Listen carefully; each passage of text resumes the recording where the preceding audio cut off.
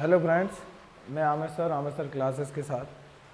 तो आज हम लोग एक नया सेशन स्टार्ट करने वाले हैं। हमारा जीएस का तो चलेगा ही चलेगा। यहाँ पे मैं जो एक स्टार्ट करने जा रहा हूँ, तो यहाँ पे स्पेशली मैं आपको बता दूँ, यूपीएससी और एमपीपीएससी जितने भी एग्ज़ाम, जैसे खास करके जो जिसमें मेंस होते हैं, रिटर्न्स होते हैं, यह जो इम्पोर्टेंट रहेंगे, जैसे कि आपके सीडीएस है और असिस्टेंट कमांडेंट है, आईएएस है, पीएससी है, स्टेट सिविल सर्विस है, अकाउंटेंट ऑफिसर और भी जितनी भी अदर्स पोस्ट हैं, उन सब एग्जाम्स के लिए हम करंट अफेयर की सीरीज करने जा रहे हैं स्टार्ट। लेकिन मैं एक चीज़ बता दूं, करंट अफेयर को हम दो टाइप में पढ़ेंगे। जैसे कि मैं एक्चुअल स्थिति बता दूं, एक हमारा स्पेशल जो पर्पस रहेगा वो रहेगा मेंस के लिए, एक रहेगा मेंस सीरीज के लिए, और एक रहेगा pre fact, specially pre exam के लिए। और ये टारगेट है हमारा स्पेशल अभी जो 2020 का एमपीपीएससी का प्री हो गया है, उसका मेंस के लिए, और दूसरा टारगेट है 2021 के प्री के लिए। ये सीरीज रहेगी। आपको मैं ये इन्फॉर्मेशन देना चाहता कि ये सीरीज हमारी रहेगी, और हम यहाँ पे वही टॉपिक डिस्कस करेंगे जो ज़्यादातर करंट अफेयर में हॉट रहे हैं, कुछ इंपॉर्टेंट्स के, ये न्यूज़ में क्यों है, इसका पर्पस क्या होगा। स्पेशली आपको आंसर राइटिंग की समझ आने वाली है कि आंसर राइटिंग क्या कैसे की जाती है, कैसे की जाए। तो यहाँ पे इम्पोर्टेंट ये होने वाला है।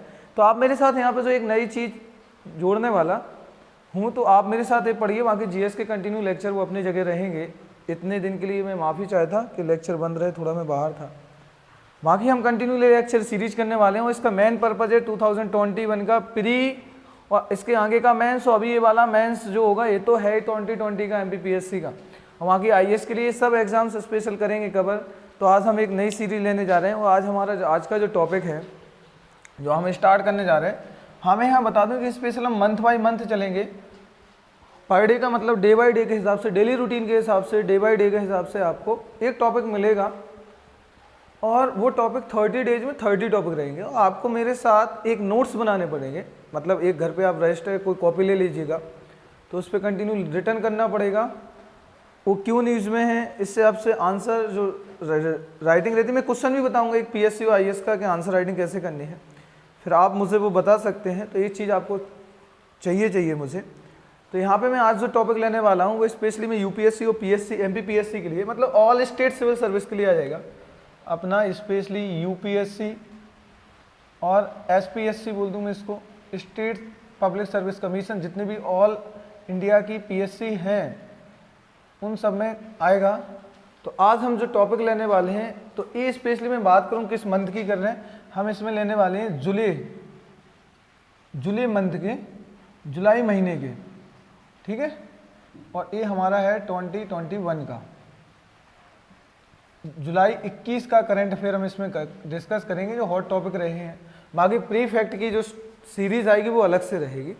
तो आज हमारा जो टॉपिक हम लेने वाले हैं, और बहुत इंपॉर्टेंट टॉपिक है, तुलु भाषा टॉपिक है आज का हमारा। जो टॉपिक अभी करंट में चल रहा है,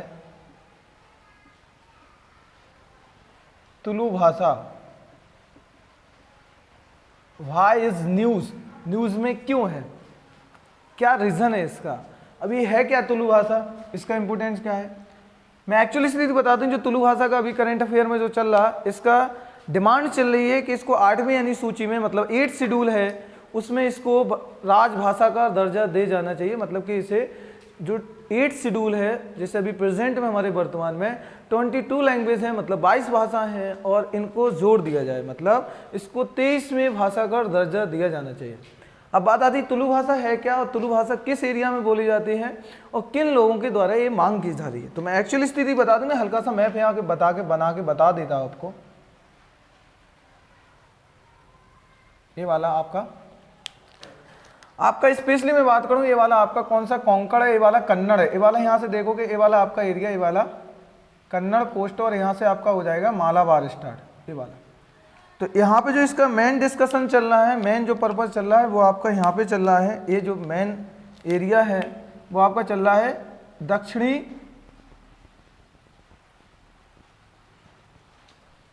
आपका जो मेन चल रहा है वो आपका चल रहा है दक्षिणी कर्नाटक और उत्तरी केरल। तो ये कहाँ कहाँ चल रहा है, मेन जो पर्पज इसका चल रहा, मैं यहाँ लिखे देता, ये तो चल रहा है उत्तरी केरल और प्लस दक्षिणी कर्नाटक। ये दो जगह पे इसका विवाद चल रहा है। यहाँ के लोगों के द्वारा ये मांग की जा रही है कि हमारी जो तुलु लैंग्वेज है, तुलु भाषा है, तो आप पूछा जाएगा कि एग्जाम में कि तुलु भाषा किस एरिया के किन लोगों के द्वारा मांग की जा रही है। तो स्पेशली जिस जगह के लोगों के द्वारा मांग की जा रही है, तो स्पेशली ये आपकी जो उत्तरी केरल और दक्षिणी कर्नाटक के द्वारा, और जो इस पे कन्नड़ तट और ये मालाबार का जो ऊपर का हिस्सा है, इस वाले हिस्से पे चीज़ की डिमांड की जा रही है। ये इंपॉर्टेंट है क्योंकि मैप पे लोकेशन जरूरी है, और अगर ज्योग्राफिकली हिसाब से देखा जाए ये पूरा का पूरा कोस्टल एरिया है। इससे पहले भी यहाँ पे एक लैंग्वेज और होती है उत्तरी केरल में, उत्तरी कर्नाटक में, क्योंकि पूरा का पूरा कोंकण तट है। तो यहाँ पे इसके ऊपर देखोगे महाराष्ट्र वाले एरिया में जो ऊपर चला जाता, गोवा के ऊपर कोंकण तट, यहाँ पे एक लैंग्वेज बोली जाती थी कोंकणी। इससे पहले कोंकणी को इसको क्या दे दी है, मान्यता दे दी गई है। क्या दे दी गई है, मान्यता। उसको संविधान में प्रोविजन करके उसको मान्यता दी थी। मैं बताऊंगा किसने नंबर पर दी, ये सब चीज़ें हम डिस्कस करेंगे। अब हम बात आते, ये तो थी हमने देखा तुलु भाषा का क्या चल रहा है, मतलब कि क्यों करंट में है, क्या रीज़न है, मांग कौन लोग कर रहे हैं। तो ये बात है कि ये ट्राइब्स हैं, ये क्यों की जा रही है, इसका रीज़न क्या है, तो हमें इसको समझ लेना है और इसी टॉपिक को हम आगे लेके चलते हैं। अब बात आ रही है कि थोड़ी हम तुलु भाषा के बारे में जान लें कि तुलु भाषा स्पेशली है क्या, तो फिर इसके बारे में हम आगे डिस्कस करेंगे तुलु भाषा के बारे में। तो पहले आपने देखी तुलु भाषा का जो डिमांड चल रही है, इसकी मांग चल रही है, और किन दो एरिया में चल रही है। एक तो आपका चल रहा है स्पेशली, यहाँ पे मैं दो जगह बता दूँ। एक तो जैसे अभी दो यहाँ पे स्पेशली जगह के नाम भी मैं बता देता हूँ इसको। एक तो कर्नाटक के दो तट रहेंगे जिसको बोले दक्षिणी कन्नड़ और उडुपी जिला, उडुपी जो केरल का रहेगा। तो यहाँ पे जैसे मैंने यहाँ लिखा भी है, तो यहाँ भी लिख देता दक्षिणी कर्नाटक और प्लस उडुपी।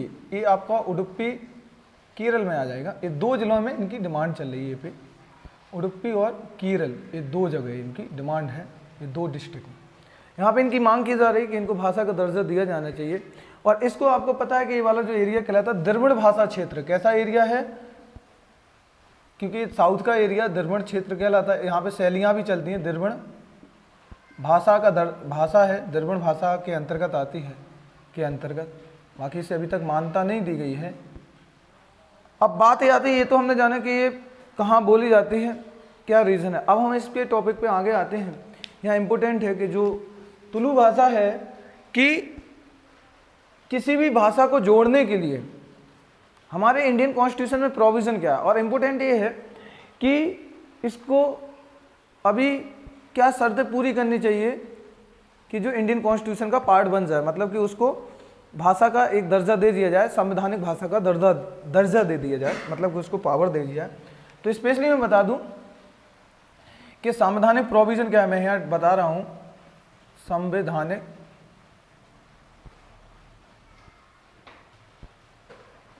शर्तें इसकी क्या है कि क्या शर्तें होनी चाहिए।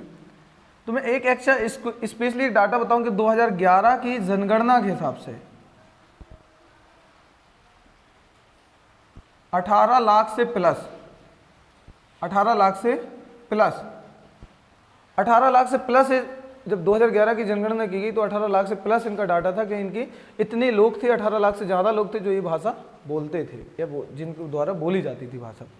वहाँ की दिक्कत ये है कि वहाँ के हमारे इंडियन कॉन्स्टिट्यूशन में ये प्रोविज़न किया गया है कि शर्तें ये रखी गई हैं कि इस भाषा को दर्जा देने के लिए, किसी भी भाषा को संवैधानिक दर्जा देने के लिए 20 लाख की कंडीशन वो पूरी करता हो। क्या कंडीशन, शर्त है इंडियन कॉन्स्टिट्यूशन की, भारतीय संविधान में। तो ये प्रोविज़न है जो भारतीय संवैधानिक शर्तें हैं जो इसकी कि 20 लाख की शर्त पूरी करता हो। 20 लाख शर्त है, 20 लाख लोगों द्वारा बोली जाती हो, लोगों द्वारा बोली जाती है या उपयोग किया जाता हो।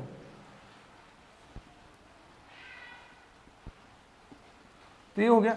और ये अभी ये डाटा कब का, 2011 का। अब तो इसका डाटा 22-23 लाख के समथिंग पहुंच गया, मतलब तो प्लस निकल गया क्योंकि अभी 2021 है तो अभी प्लस निकल गया। तो इसलिए इनकी डिमांड ज़्यादा की जा रही है कि अभी इनको ये दर्जा दे देनी चाहिए और इनको मिल जाना भी चाहिए इनका ये दर्जा।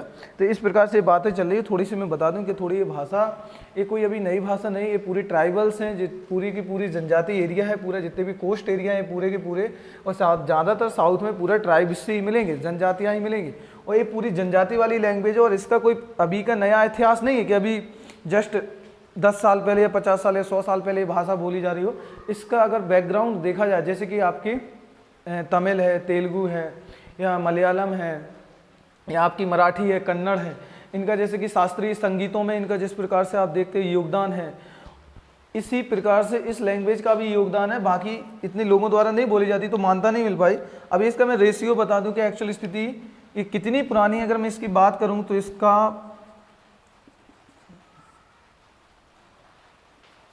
2000 पुराना इसका इतिहास मिलता है, 2000 साल पुराना इसका इतिहास है, 2000 साल पुराना इसका इतिहास मिलता है, क्योंकि ये पूरा ट्राइबल्स एरिया द्वारा बोली जाती है, इसका इतिहास मिलता है।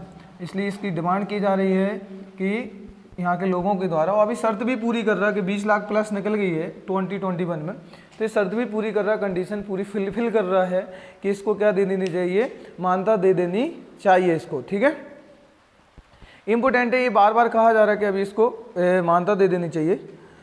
मैं एक चीज़ और बता दूं, वर्तमान में तुलु को जो आधिकारिक भाषा के रूप में मान्यता नहीं दी गई है। हाँ ठीक है, कुछ स्कूलों में इसको लागू जरूर किया गया था। कर्नाटक के कुछ पार्ट में, जो साउथ कर्नाटक है उसके पार्ट में इनको लागू किया गया था, और ये बोला गया था कि इस वाले पार्ट को तुलु का ये चल रहा था कि अभी इनको मान्यता देनी चाहिए। लेकिन मैं एक्चुअली स्थिति बता दूं कि इनको मान्यता नहीं मिली, और बाकी आधिकारिक रूप से प्रोफेशनली तरीके से भी मान्यता नहीं दी गई। हाँ लेकिन कुछ स्कूलों में इम्प्लीमेंट है, की गई थी, भाषा भी दी गई, लेकिन उतनी सक्सेस नहीं हो पाई। फिर बाद में आज भी बता दूं, आज का प्रेजेंट का डाटा अगर देखा जाए तो इसके ऊपर कुछ फिल्में वगैरह आज भी मूवियाँ, जैसे कि साउथ में टॉलीवुड है जो अपना, जैसे तो उसमें बहुत सारी मूवियाँ जो बनाई जाती हैं वहाँ पे लैंग्वेज में, तो जैसे कन्नड़ में बनती है, तेलुगु में बनती है, और आपकी मलयालम है आपकी, और तमिल, इन सब लैंग्वेज में बनती है। इसी प्रकार से जैसे कोंकणी, मणिपुरी, ये सब लैंग्वेज में अलग अलग बनती हैं। उसी प्रकार से तुलु की अगर डाटा देखूँ, एक मैं तुलु लैंग्वेज का डाटा बताऊँ तो तुलु भाषा में भी कुछ फिल्में बनाई जाती हैं। तुलु भाषा में एक मंथ के अंदर, एक डाटा एक हल्का सा, एक माह में 7 से 8 फिल्में बनाई जाती हैं, बनाई जाती हैं। तो ये चल रहा कि अभी फिल्में बनाई जाती हैं। मैं बता दूं यहाँ के, जैसे कि हमारे जो टेलीविज़न चलते हैं तो पर डे एक ना एक मूवी आती रहती है, तो इसी प्रकार से दिन में एक ना एक मूवी तुलु भाषा में आती रहती है। तो ये देखा हमने इतिहास, इनका बैकग्राउंड, ये सब चीज़ें। अब बात ये आती है कि ये तो हमने जाना कि तुलु भाषा बोली कहाँ जाती है, किन लोगों के कितना साल पुराना इतिहास है। किसी भी भाषा को इंडियन कॉन्स्टिट्यूशन, भारतीय संविधान में मान्यता देने के लिए क्या कंडीशन फुलफिल करनी चाहिए, तो ये शर्त देखिए। अब मैं यहाँ पे स्पेशली बात करूँ कि जो तुलु लैंग्वेज को इंडियन कॉन्स्टिट्यूशन, मान लीजिए, अब बात करूं मैं भारतीय संविधान की, अब मैं स्पेशली बात करूं यहाँ पे कि भारतीय संविधान की, कि भारतीय संविधान में क्या प्रोविजन है, भारतीय संविधान की, ठीक है, भारतीय संविधान की। तो वो ठीक है कि आर्टिकल 350 में बताया गया कि भाषा आयोग एक बताया गया, एक कमीशन होगा, लैंग्वेज कमीशन होगा। हम स्पेशल पॉलिटी में बात करें, लेकिन कुछ चीज़ें मैं ले लूँगा यहाँ पे पॉलिटी की जो इंपोर्टेंट रहेंगे। जैसे कि ये बात जो कही गई अनुसूची या शेड्यूल, जो भाषा से संबंधित जो अनुसूची, वो 8वीं अनुसूची है, 8वीं अनुसूची है। और इसमें स्पेशली जो बात है वो है भाषाओं से संबंधित, भाषाओं से संबंधित। अब इम्पोर्टेंट यहाँ पे और एक चीज़ हो जाती कि अगर मैं वर्तमान में बात करूँ कि इसमें भाषाएं कितनी हैं टोटल, तो अभी वर्तमान में इसमें 22 लैंग्वेज हैं, 22 भाषा है। अब थोड़ा सा मैं इसका हिस्टोरिकल बैकग्राउंड डिस्कस कर लूँ कि स्टार्टिंग में जब इंडियन कॉन्स्टिट्यूशन इम्प्लीमेंट हुआ तो उस समय कितनी भाषाएं थी। थोड़ा सा मैं इसका बैकग्राउंड अगर डिस्कस कर दूँ कि स्टार्टिंग में जो इंडियन कॉन्स्टिट्यूशन था उसके मतलब कि उस समय पे कितनी भाषाएं थी। तो उस समय पे जब ये सारी चीज़ें बनाई गई तो फिर जैसे बताएं कि पहली आधिकारिक भाषा जैसे अलग से तेलुगु कर तमिलनाडु से अलग कर दिया, वो मैटर अलग है, वो हम लेंगे। लेकिन ये डाटा हम देख रहे हैं, ये डाटा देख रहे हैं 1966 तक का, 1966 तक, 1966 तक 14 भाषाएं थी। कितनी थी? 14 भाषाएं। फिर इसके बाद एक इसमें अमेंडमेंट किया गया, कॉन्स्टिट्यूशन अमेंडमेंट आया 21, संविधान संशोधन।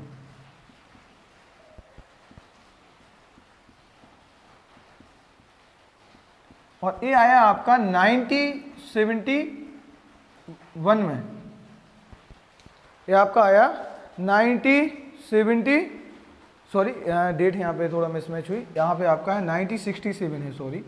तो आपका जो अमेंडमेंट हुआ था 21 में संविधान संशोधन था, इसमें एक भाषा और जुड़ गई। तो यहाँ आपने देखा कि 14 तो भाषाएं यहाँ पे थी, तो 15वीं भाषा के रूप में जो 15वीं भाषा बनाएगी वो आपकी बनाएगी सिंधी, ऐसे करके आपकी 15वीं भाषा हो गई, ठीक है। तो एक अमेंडमेंट हुआ, फिर इसमें दूसरा अमेंडमेंट किया गया, ये था 21 कॉन्स्टिट्यूशन अमेंडमेंट 1967 में, और एक आपकी भाषा जोड़ी गई सिंधी, और सिंधी को अपने इंडियन कॉन्स्टिट्यूशन का पार्ट बनाने के बाद और इसको भाषा का दर्जा दे दिया, और 1967 में ये प्रोविज़न किया गया। इसके बाद एक अमेंडमेंट और हुआ था, अभी तो हो गई 15 भाषाएं, और वो अमेंडमेंट था 71 कॉन्स्टिट्यूशन अमेंडमेंट 1992। अगला अमेंडमेंट है संविधान संशोधन।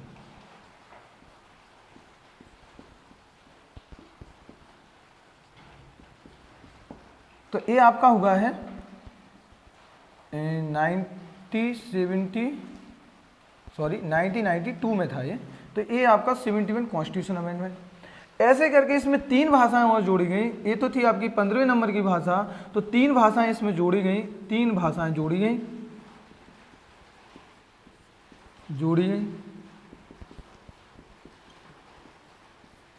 तो देखो 3 भाषाएं जो जोड़ी गई कौन कौन सी थी, तो मैं यहाँ लिख दिया था, तो अभी आएगी 16वें नंबर पे, फिर 17वें, फिर 18वें। इनको आप याद रख सकते हो ऐसे करके, KNM, के से कोंकणी, N से नेपाली, यहाँ पे मणिपुरी,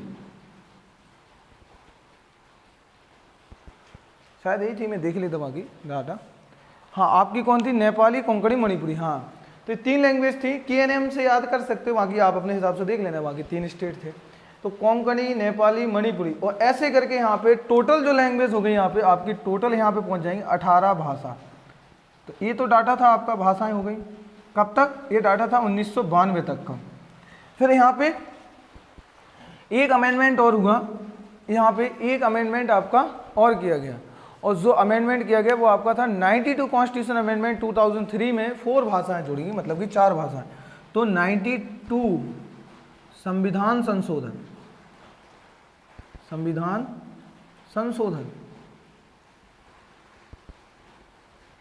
और यहाँ पे आपकी डेट है 2003 की,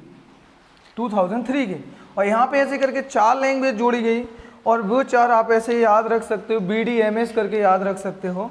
तो यहाँ पे मैं बता दूँ 19, 20, 21 और 22। तो देखो 19, 20, 21, 22, तो आपका 20 से यहाँ से मैंने बताया, जैसे आप याद कैसे कर सकते, BDMS करके 20 से बोडो, D से डोगरी, M से मैथिली, और एक आपकी संथाली,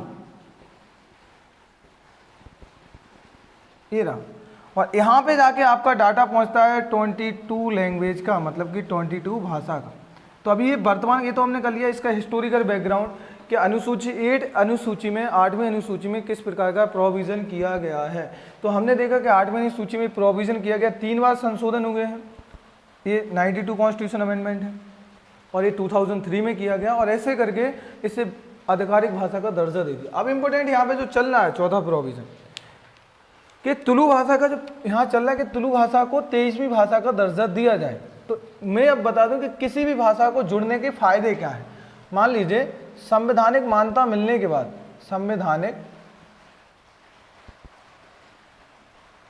मान्यता मिलने के बाद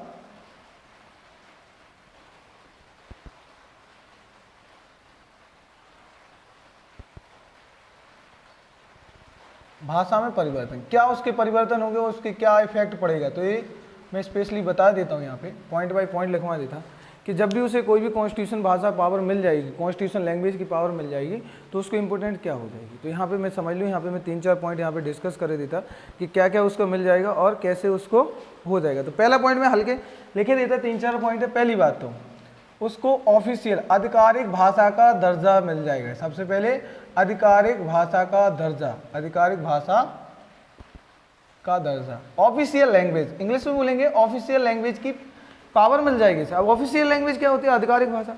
मतलब कि जो हमारे एडमिनिस्ट्रेशन में वर्क में ली जाती है उस प्रकार से इसका, जैसे कि हाई कोर्ट में यूज होने लगेगा, अपने डिस्ट्रिक्ट कोर्ट में यूज होने लगेगा, और यहाँ पे जो भी एडमिनिस्ट्रेशंस हैं, जितने भी ऑफिसर्स जो वर्क करते हैं, इस प्रकार से इसको पावर्स मिल जाएगी। तो ये हो जाएगा इसमें इंपॉर्टेंट। और क्या हो जाएगा इसमें कि दूसरी बात, दूसरा पॉइंट इसमें लिखोगे आप NCERT जो बुक्स हैं इसमें अवेलेबल हो जाएंगी, मतलब इस बुक में ट्रांसलेट कर दी जाएंगी।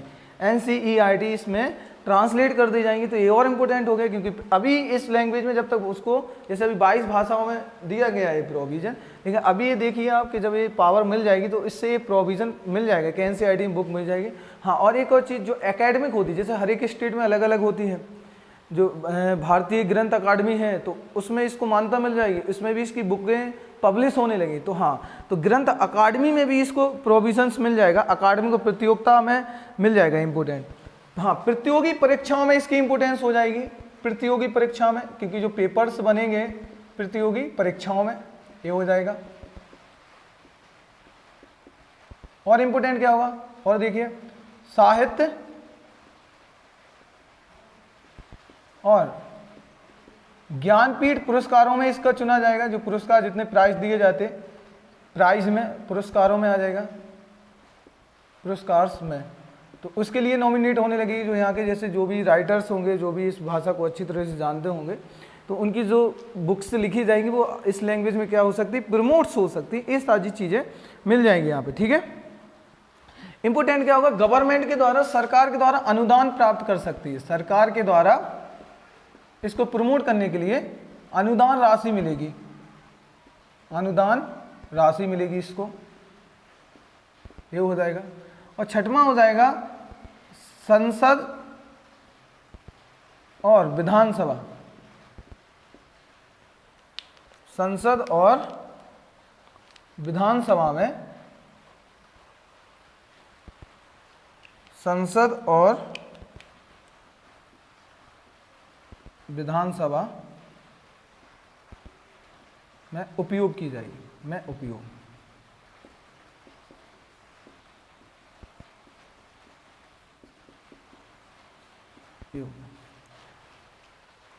तो ये देखा आज हमने जो तुलु लैंग्वेज के बारे में हमने देखा कि तुलु भाषा करंट में क्यों है। मैं एक्चुअली सीधी बता दूं, इसके हमने फ़ायदे देखे कि किसी भी भाषा को जोड़ने के लिए कॉन्स्टिट्यूशन में क्या प्रोविज़न करना चाहिए, किसी भाषा को क्या पावर दे देनी चाहिए। तो मैं यही वही आपको सिखाना चाहता कि आपको पढ़ना कैसे। अगर पीएससी के मेंस या आईएएस के मेंस में इस प्रकार से क्वेश्चन बनता है कि किसी भी भाषा, क्योंकि अभी करंट में है, इससे पहले कोंकणी रही है। जो मैं बता दूं, ये जो लैंग्वेज रही है आपकी, ये वाली मैथिली और डोगरी, ये जब 2000 ये अपना डाटा 2003 का, जब 2004 में इन्हें मान्यता प्राप्त हुई, उस समय भी काफ़ी बोडो का और मैथिली का काफ़ी विवाद हुआ था उस टाइम पे, मतलब काफ़ी ज़्यादा चर्चा में रहा था। फिर बाद में इनको भी मान्यता दी गई। तो अभी तुलु का चल रहा है, तो इसको देखना ज़रूरी है। इसके साथ आप राजभाषा आयोग पूरा पढ़ सकते हैं। उसके साथ 8वीं सूची, 8वीं सूची बहुत इंपॉर्टेंट रहेगी। और हाँ, भाषाओं के बारे में जो प्रोविज़न किया कि मैं बता दूं, भाषा के लिए जैसे आपने भाषा के बारे में शेड्यूल देखा, कौन सी अनुसूची, तो भाषा के बारे में प्रोविज़न किया गया, वो भाग आपका 17 है। भाग कौन सा है? 17 भाग है। मैं किसी दिन अगर जब पॉलिटी पढ़ाऊँगा या जो चीज़ें डिस्कस करूँगा पूरा डिस्कस कर दूँगा इसके आर्टिकल, क्योंकि आर्टिकल 350 में भाषा आयोग के बारे में बात की गई है, किस प्रकार से होगी। उसमें कहा गया कि हमारी संसद की कैसे भाषा, ये सब चीज़ें बताएंगे, वो हम बाद में डिस्कस कर लेंगे। तो अब ये देखो कि ये देखा हमने कि उत्तरी केरल और कर्नाटक वाले पार्ट में बोली जाती है। तुलु भाषा करंट में क्यों है? क्योंकि कर्नाटक और उडुपी जिले में स्पेशली दिरबर भाषा के अंतर्गत आती है और इसको अभी तक आधिकारिक भाषा का दर्जा नहीं दिया। अगर मैं संवैधानिक शर्तों की बात करूं कि किसी भी भाषा को दिलाने के लिए शर्तें किस प्रकार से पूरी की जा सकती, तो ये कम से कम 20 लाख लोगों द्वारा बोली जाती हो। कम से कम इस भाषा को 20 लाख लोग बोलने वाले और जानने वाले लोग हों। और 2011 की जनगणना के हिसाब से देखी जाए तो 18 लाख से प्लस डाटा था इनका, अभी तो 22-23 लाख प्लस पहुँच गया। 2000 साल पुराना इसका डाटा इतिहास मिलता है हमें, क्योंकि इसमें बहुत सारी चीज़ें मिलती हैं। तुलु भाषा एक माह में कम से कम 7 से 8 मूवियाँ, बाकी का कल्चर और आर्ट एंड कल्चर देखा जाए तो इम्पोर्टेंट है इसका भी बहुत ज़्यादा। एक कॉन्स्टिट्यूशन प्रोविज़न देखा है, आप ये देख लें। और इनका देखा कि किसी भी भाषा को जब संविधान में ये प्रोविज़न मिल जाएगा तो उसकी इम्पोर्टेंस क्या होगी, उसको क्या क्या शर्तें पूरी हो जाएंगी, उसको किस प्रकार के फ़ायदे होंगे। तो ये हमने देखा आज हमने KMP मैंने बोला कि आप आंसर राइटिंग यहाँ से कर सकते हो, क्वेश्चन कैसे प्री के भी फैक्ट बन सकते, पीटी के फैक्ट जारी बनेगा, किस संशोधन के द्वारा बात कही जा रही है, क्या शर्तें पूरी कर सकती, तुलु, ये सब पूछ सकता, कुछ भी करंट अफेयर भी आपका यहीं से बन जाएगा कि तुलु किस वाले एरिया में बोली जाती भाषा, किस कहाँ के लोग इसकी डिमांड कर रहे हैं, इस प्रकार से। तो आज हमने देखा कि टॉपिक इस सीरीज जो हम स्टार्ट कर रहे हैं यूपीएससी और पीएससी स्पेशल मेंस के लिए, यूपीएससी एंड एसपीएससी मेंस के लिए, तो आप लोगों का प्यार मुझे बहुत मिला। इससे पहले मैंने जितने भी लेक्चर्स बनाए काफ़ी कम समय में आपने मुझे काफ़ी प्यार दिया। मैं चाहता हूँ आगे मुझे ऐसे प्यार मिले, तो बाकी आप मेरे साथ जुड़े रहिएगा, आपको अच्छे से अच्छे लेक्चर्स प्रोवाइड किए जाएंगे, काफ़ी अच्छा कुछ सीखने को मिल जाएगा, कुछ बेटर सीखने को मिल जाएगा। बाकी आप कंपैरिजन कर लीजिएगा कहीं से सीखने के लिए। बाकी हमारे कंटिन्यू पर डे का एक लेक्चर करंट अफेयर का मिलेगा आपका। इसी प्रकार से पीटी फैक्ट अलग से मिलेंगे, वो मैं अलग से बनाऊंगा, वो पीटी के फैक्ट है। स्पेशल हम मेंस का ज़्यादा, इसमें पीटी और मेंस दोनों कवर होगा। ठीक है, मिलते हैं हम लोग नेक्स्ट लेक्चर में फिर से। Okay, thank you.